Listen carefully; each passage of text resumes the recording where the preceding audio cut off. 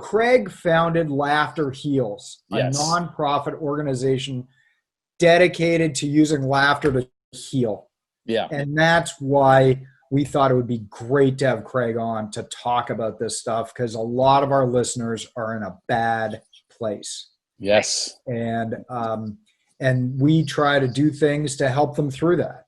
And so we thought it would be great to have the Love Master, Craig Shoemaker, on with us today to talk about Laughter Heals, to talk about some of the things that people can do for themselves. Yeah.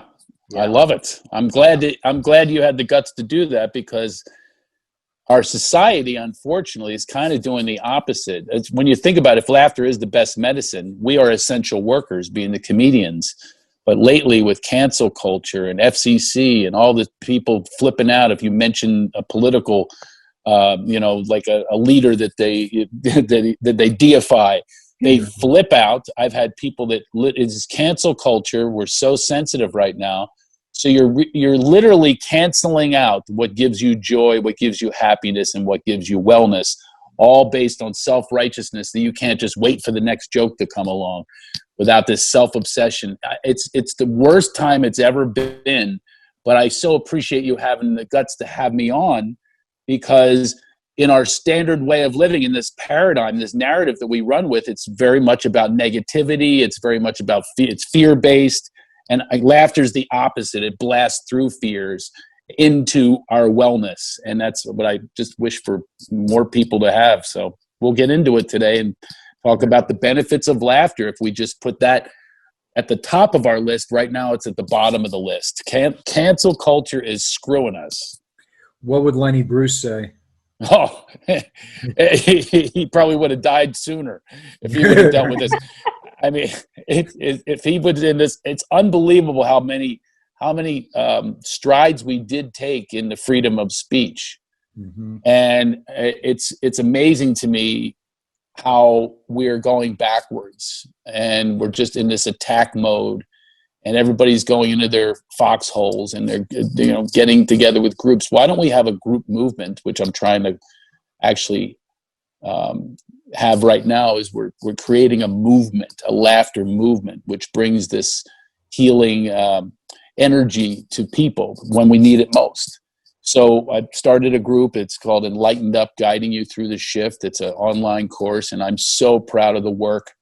And I'm really seeing people's relief when I do a thing called a guided laughitation. I might do one with you guys today. Okay. So if you can meditate, you can laughitate. Wow. And people say, well, what about jokes? You don't need jokes. Laughter is a choice. And by the way, your body doesn't know that you don't have a stimulus like a joke or an entertaining thing going on. It doesn't know. It's just like your body, if you're working out, doesn't, it's Pilates right now. Oh, I'm running a race. It doesn't know. It doesn't know the difference, right? No, it doesn't know the difference. Your circulatory system is engaged. Your heart is engaged. Your stress is being relieved. Healing endorphins are being released in your body if you laugh. So I take you through a laughitation, it's like going through a workout. And you're working out your mind, body, and spirit all at once. Smiling is the same thing. Your mind doesn't know if you smile just because you created the smile or something else made you smile. You still get the same endorphins from it. That's exactly, in parts of Asia, a lot of people ride bicycles, but they put chopsticks in their teeth so that they have a permanent smile while they're riding, and it releases healing enzymes while they're riding. Really? And just to have that smile, absolutely. These are, the happy Hunzas in the Himalayas live a really long life, longer than anyone in the world. And Bhutan, their gross national product is laughter. There are places in other parts of the world that get it. We do not in the United States get it on any level right now. So that's why we have Laughter Heals. It's a nonprofit that I started years ago. I was inspired. You've met him before. Is Michael Goldberg. Sure. And he and I bonded. We were friends for years. We bonded through laughter. Like your best friends, usually you laugh with them, right? You have a good time with your best friends when you think about that. And he wrote Cool Runnings Little Giants, and just a comedy guy. And he directed my movie, The Love Master. during the filming, I told him his wife was ovulating and wanted to have a baby. I said, well, listen, laughter is like a fertility clinic. I'm like, and by the way, Carmen, you're going to think I'm kidding when I tell you this. These are true stories. I had at least 5 different people give me credit for the conception of their child. Not that I was there. Okay. But so after the show, the first one I ever heard was many years ago. They came up and said, oh, thank you. No, really, thank you, because we couldn't conceive. And I guess you must have loosened things up. My husband pretended he was the love master, this character I do, and it loosens. And now you're not trying to have a baby. And guess what? They have a baby. You know what I mean? People, oh my God, I have to face Mecca or read a book or, to conceive and whatever it is. No, you are laughing and having a great time, which we should have more time. I've had many people laugh at me in bed, but so I told this to Golds and his wife. We're in a condo on a day off and filming the movie in Arizona. And I told them about all these children that were conceived. One sent me a photo. I still have it, of a child that was conceived in the parking lot of the Brea Improv. Couldn't even wait to go home. Wow. And the kid came out like this. I wish I do have it on my phone. The kid came out like, this photo they sent me. It's just a classic photo. And so I told Golds this, and I said, I'll go get sandwiches. You pretend you're the love master. Have fun. Maybe his wife was ovulating. I said, go. And I came back, and baby Kayla was conceived, and she was born 9 months later. Oh, my God. Really? Kayla? Oh, my niece's name. How long ago was this? No, it's not the same. This was actually 23 years ago. Oh, yeah. You're off by a couple of years. So we, but a year and a half after that, he got brain cancer, and they said, you have 3 months to live. He's got this baby girl that he wants to be with and be a father for. And that's when I had I call it a ha-ha moment. Mm-hmm. And I started working in a cancer facility with these Laugh for Life therapy, and really encouraged people, as your prescription is watch more comedy, go to more comedy shows, see if you can fill yourself with this positive energy. It will heal you. It's not just a crazy concept. It's been proven time and time again, but we let it go because the drug companies have all the money and they convince us, the drug companies come out with all these drugs, and then the side effects give you 5 more things than you started with. So it's of course, and they bombard us with those messages of, here's your answer. Well, the answer really is within us. We have our own pharmacy. So he showed up for every one of these events and all this therapy we did, and he lived 15 years past that prognosis. He was supposed to die in 3 months. Wow. That's what the doctors told him. He lived 15 years because he had a reason to live, because he had joy. And we all need joy and hope in our lives, and love. And that's what it got down to for him. And he finally passed away, but I visited him on his deathbed. Wow. And he was in a coma, and I made him laugh one more time. I got him out of a coma. I said, I don't know what to do. You look powerless and helpless. I said, what can I do for you? I said, you want me to give you a handy? and I said, yeah, I'll do that for you, my buddy. I've never done it, but I swear to you. And we filmed this for the movie. We're doing a documentary. He came out of a coma. He was staring into space. I didn't even know he knew I was there. And he goes, and he laughed. Oh my God. And I thought to myself, what a. I feel good about myself of giving him that last gift, and he passed away 2 days later. But and enriching his life and keeping him. I'm not saying laughter only kept him alive. He certainly had some protocols, some cancer protocols, but it really does help to shift our consciousness into a positive spirit. And that's what I would encourage anybody watching here. You're in this business of of wellness yourself. We want people to be well and not have to stay in their sickness and in their disease and in their illness. Well, you will stay there unless you have hope, unless you have levity, unless you have light. That's where you'll stay, and you'll be a victim to that. And then you'll get involved with, addictive chemicals and things like that and all that. But this is really a place, and I'm not just being, Pollyanna about it, or even selfish because I want you to come to my show. They're all canceled anyway. So let's take it back a bit more. Yeah. It's obvious you're really diving deep into the laughter. You went as far deep as to knowing all the side effects of it, all the positivity around it. There's obviously a lot of great stuff coming out of it. But I'd like to know, at what moment did Craig realize growing up, hey, this is something that I want to do for a life? What was it like growing up? Is this what you wanted to be? Is this what you pictured? It's a great question, Carmen. And I will tell you, you can't imagine or picture something, especially when you're that age. But not only that, it was hard to picture anything because I didn't have mentors. My dad left when I was born. Like something I said, wah, he's gone. And my mom raised us by herself, but she was hardly ever there because she had to work. So I didn't have this, mentors or guidance or parental, even advice or whatever it was. I didn't have examples of, joy and laughter and how to live life in a better way. And so these things had to come through my pain. And it came through, I had to deal with a lot of pain growing up, including I was kidnapped by a serial pedophile when I was 13. And I have to tell you that people's reaction to that is always, oh, I'm so sorry. I said, don't be sorry, because that led to, people don't understand that sometimes you have to go through pain to understand pleasure and happiness. So I now get great pleasure in sharing the story of that with other people who are they hide their pain, they mask their pain through drugs, alcohol, whatever it is. And I'm free of that in a major way. And one of the vehicles of getting there is laughter and levity. And so never feel sorry for me. I have a message and a gift now that I can offer to people so that they don't end up in that circumstance. And if they do, that they are supported and they're understood. And we have a bond, a human bond that we need to work on those connections and not avoid. The more we avoid pain, the more pain, right. arises. It's like you become a victim of your own, your own pain. So walk me through what you did coming out of that situation. What did you do? I mean, you didn't just sit there and laugh, haha. Well, I did. But, a lot of my laughs back then was getting into trouble. I got into trouble with my friends.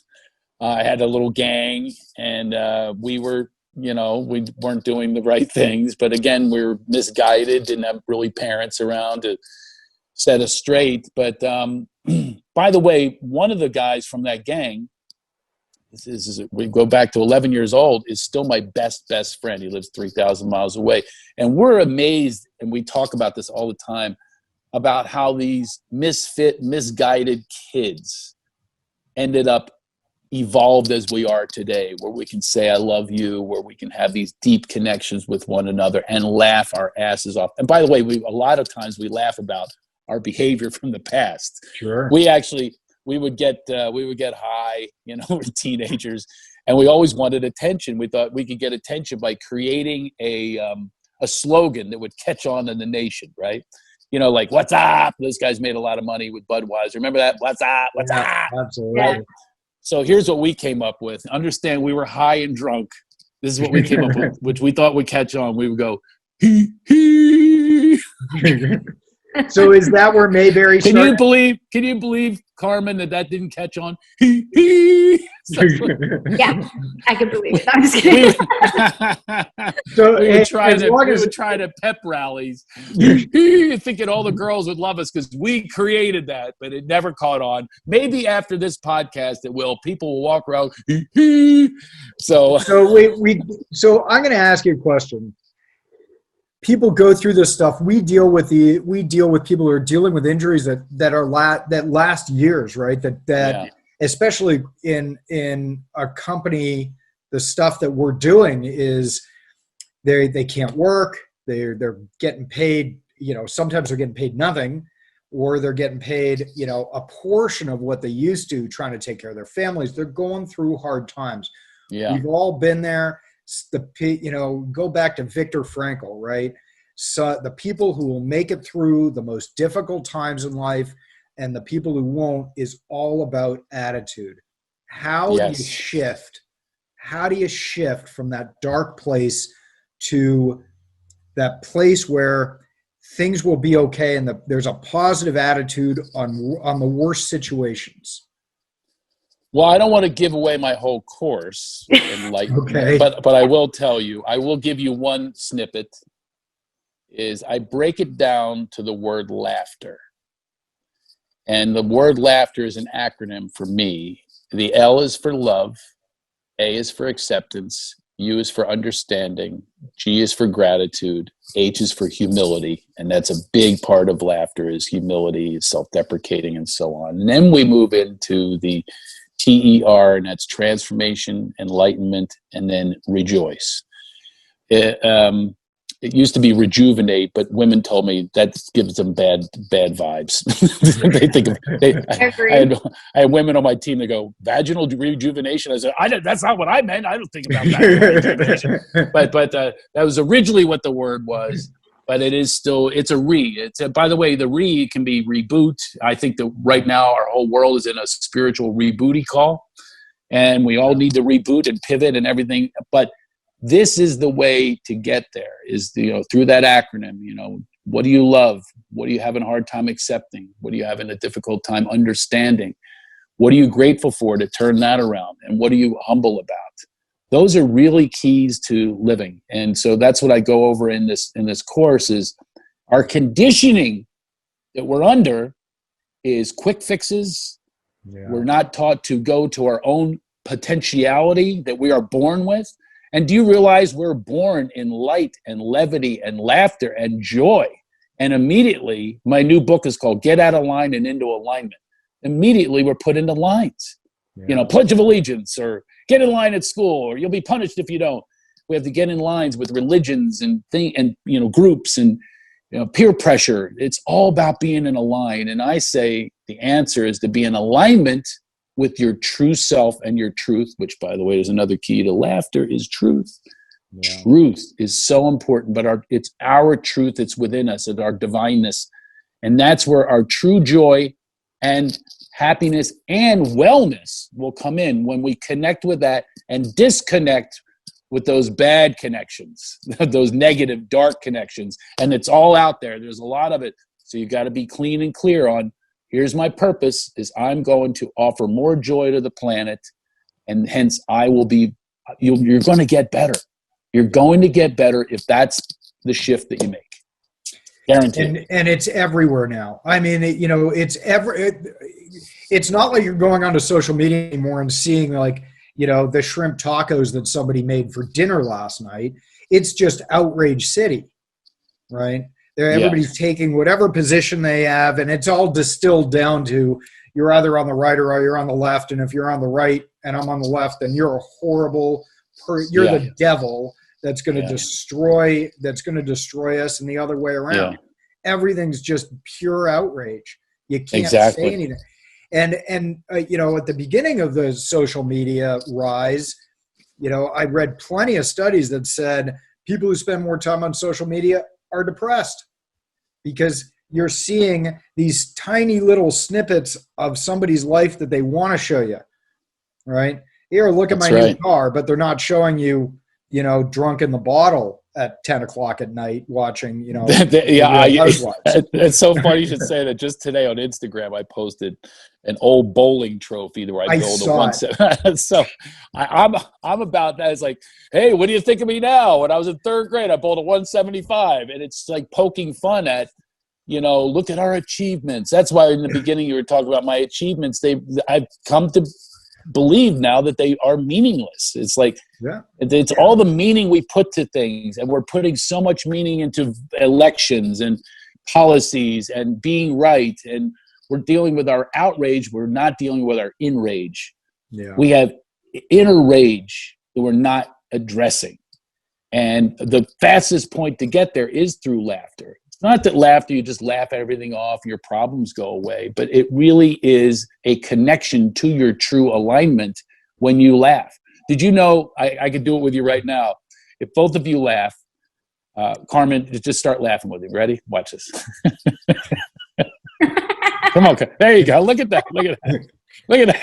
Okay, watch this. Watch this. Now say the words, I'm depressed, while you're laughing. You literally cannot be depressed while you're laughing. I'm depressed. That does not go. It's the same. You can't be upset if gratitude is in your head.